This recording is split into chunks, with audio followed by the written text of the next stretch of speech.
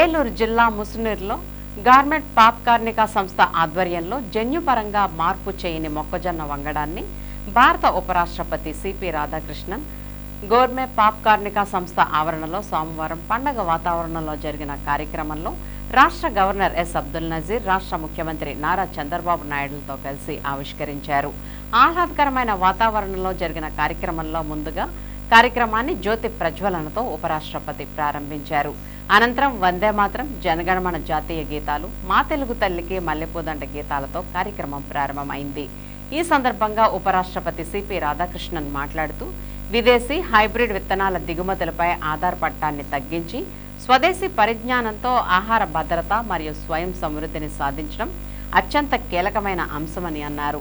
భారతదేశం భవిష్యత్తులో పాప్కార్న్ దిగుమతి చేసుకోకుండా ఇతర దేశాలకు ఎగుమతి చేసే స్థాయికి ఎదుగుతోందని ప్రశంసలు అందుతున్నాయన్నారు. దీనికి తోడు భవిష్యత్ వ్యవసాయ సమృద్ధి కోసం దక్షిణ భారత నదుల అనుసంధానం మరియు అన్ని జిల్లాలకు సమగ్ర సాగునీటి సౌకర్యాల కల్పన అత్యంత ఆవశ్యకమని స్పష్టమవుతుందని అన్నారు. రాష్ట్ర గవర్నర్ ఎస్ అబ్దుల్ నజీర్ మాట్లాడుతూ ఆంధ్రప్రదేశ్లోని ముసునూరులో దేశంలోనే మొట్టమొదటి నాణ్యమైన నాన్ జీఎంఏ పాప్కార్న్ హైబ్రిడ్ విత్తనాలను ఆవిష్కరించడం మరియు 8 రాష్ట్రాల ఉత్తమ రైతులకు సన్మానం చేయడం సంతోషకరమన్నారు. దేశ ఆర్థిక వ్యవస్థకు, ఆహార భద్రతకు రైతాంగమే వెన్నెముకని, 140 కోట్ల మందికి అన్నం పెడుతూ 45% మందికి వ్యవసాయ రంగం ఉపాధి కల్పిస్తోందని గుర్తు చేశారు. రాష్ట్ర ముఖ్యమంత్రి నారా చంద్రబాబు నాయుడు మాట్లాడుతూ మన రాష్ట్రంలోని వ్యవసాయ, ఉద్యానవన ఉత్పత్తులను ప్రాసెసింగ్ చేసి విలువ జోడించే ప్రక్రియను చేపడతామని రైతులకు పిలుపునిచ్చారు. ఫుడ్ ప్రాసెసింగ్ ప్రక్రియ ద్వారా ఉత్పత్తులకు విలువ పెరిగి రైతులకు ప్రయోజనం కలిగి సంపద సృష్టికి ఆస్కారం ఉంటుందని ఆయన స్పష్టం చేశారు. మన వ్యవసాయ, ఉద్యాన ఉత్పత్తుల అంతర్జాతీయ మార్కెట్లకు ఎగుమతి చేయాలన్నదే కూటమి ప్రభుత్వ ఆలోచనని సీఎం స్పష్టం చేశారు. ఏ రైతులపై ఉన్న ప్రేమ, అభిమానంతో ఏలూరు జిల్లాకు వచ్చి రైతులు పండిస్తున్న జన్యు మార్పిడి జరగని మొక్కజొన్న విత్తనాలను ఉపరాష్ట్రపతి ఆవిష్కరించారని అన్నారు.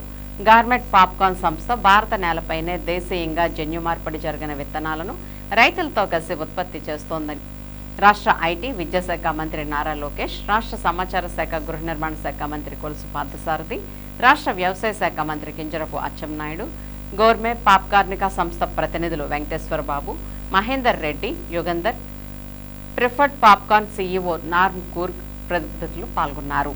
ఈ సందర్భంగా పాప్కార్న్ ఉత్పత్తిలో విశేష సేవలు అందించిన రైతులను ఉపరాష్ట్రపతి ఘనంగా సన్మానించారు. ఈ సందర్భంగా అతిథులను దుస్సాలువా, కొండపల్లి బొమ్మలతో గవర్నమెంట్ పాప్ కార్మిక సంస్థ ప్రతినిధులు సన్మానించారు. Today's event is extremely personal to me since it is about the progress of our Indian farmer. ఈ రోజు కార్యక్రమం నాకు ఎంతో ప్రఖ్యాతమైనది. ఈ రోజు కార్యక్రమం రైతుల గురించి, రైతుల అభ్యున్నతి మరియు పురోగతికి సంబంధించినటువంటి కార్యక్రమం. దీనికి సంబంధించి నాకు ఎంతో ఆనందంగా ఉంది. 2 months ago, I came across a story in a Tamil newspaper, Dinamala, about PM Kisan సమన్నిధి, PM Fasal బీమా యోజన, కిసాన్ క్రెడిట్ కార్డ్ పథకాలు వంటి అనేక సంక్షేమ పథకాలు నేను అభినందిస్తున్నాను. National Food Security and Nutrition Mission also ensures seed certification, integrated nutrient and pest management, and farm mechanization assistance and field demonstrations for maize farmers. జాతీయ ఆహార భద్రత మరియు పోషకాహార మిషన్ ద్వారా మొక్కజొన్న రైతులకు విత్తనం యొక్క ధృవీకరణ, సమగ్ర పోషక నిర్వహణ, పురుగుల నియంత్రణ, వ్యవసాయ యాంత్రీకరణ, అలాగే క్షేత్ర స్థాయిలో ప్రదర్శనలు కూడా అందించబడుతున్నాయి. I am a farmer for high quality popcorn maize. అనేక సంవత్సరాలుగా అధిక నాణ్యత గల పాప్కార్న్ మొక్కజొన్న కోసం భారత్ దిగుమతి చేసుకునే హైబ్రిడ్ విత్తన సాంకేతికంపై ఆధారపడి ఉంది. As we all know, every ton of that dependency was a quite outflow of our foreign exchange and a reliance on someone else innovation.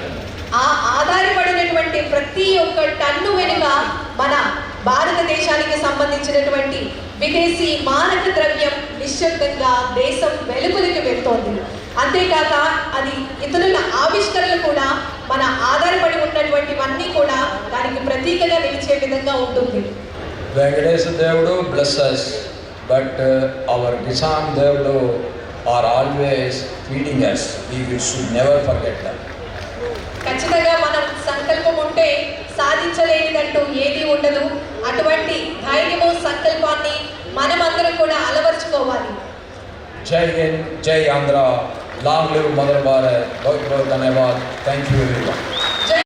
The ICAR, Indian Institute of Maize Research, has presented to the company the award of appreciation for excellence in popcorn production and for its role in advancing domestic capacity.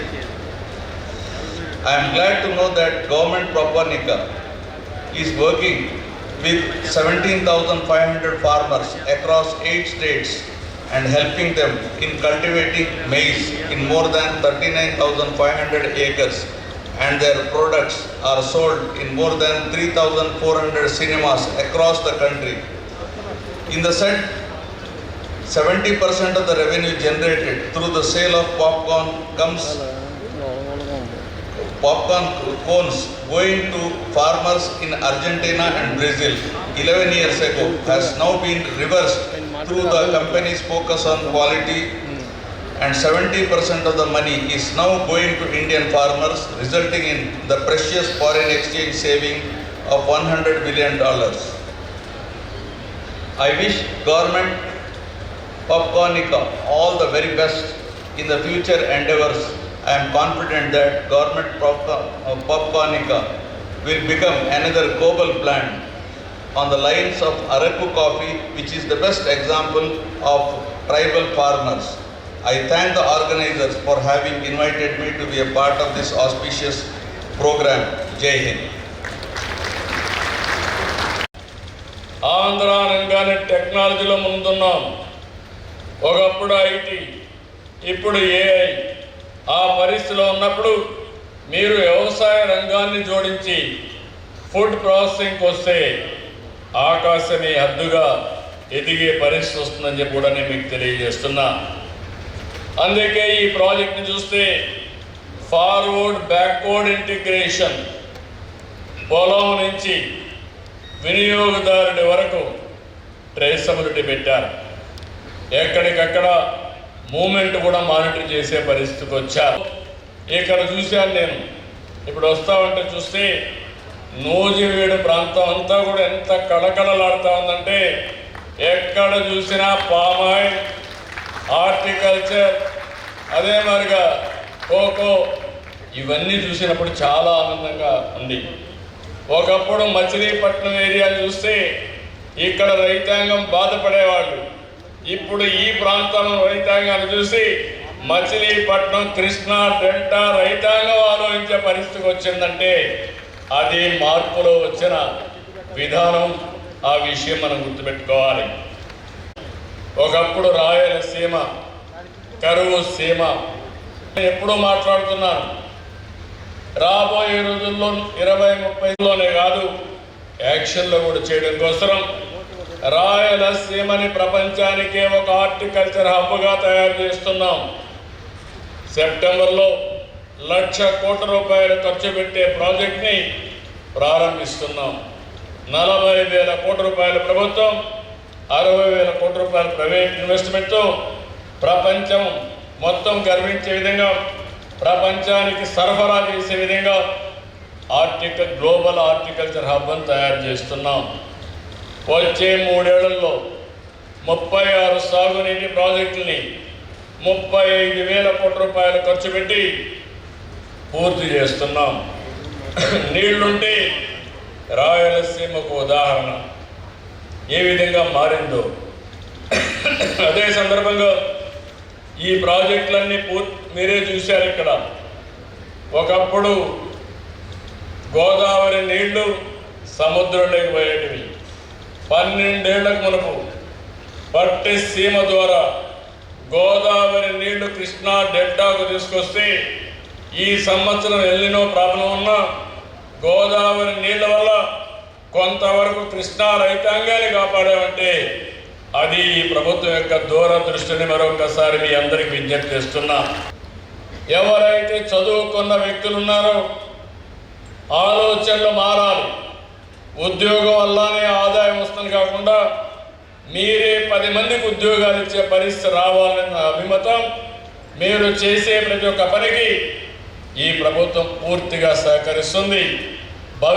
చెప్పి తెలియజేసుకుంటూ అవన్నీ కలిపి స్ఫూర్తిని నింపినటువంటి పట్టాభిరామారావు గారిని, ఈ సంస్థ government సంస్థని మనస్ఫూర్తిగా అభినందిస్తూ వన్స్ అగైన్ వారికి ధన్యవాదాలు తెలియజేసుకుంటూ, కంగ్రాచులేషన్ తెలియజేసుకుంటూ సెలవు తీసుకుంటున్నాను.